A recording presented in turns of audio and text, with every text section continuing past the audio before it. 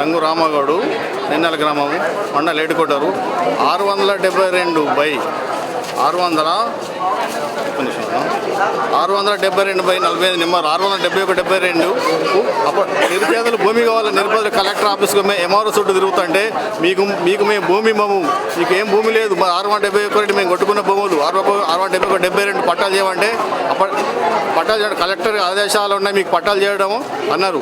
అసాంటిది భూమిని నిరుపేదలకు చేయడానికి ఎంఆర్ఓ అలాంటి ఎంఆర్ఓ గారు ఒక ప్రజాప్రతినిధి గ్రామ సర్పంచ్ ఆస్మా ఇబ్రాహిం గారికి 672/40 ముంపులకు గురైన భూమి సికాం భూమిని కబ్జా చేయడం జరిగింది. ఎన్నో కలెక్టర్ గారికి మేము మొరబెట్టుకోవడం జరిగింది.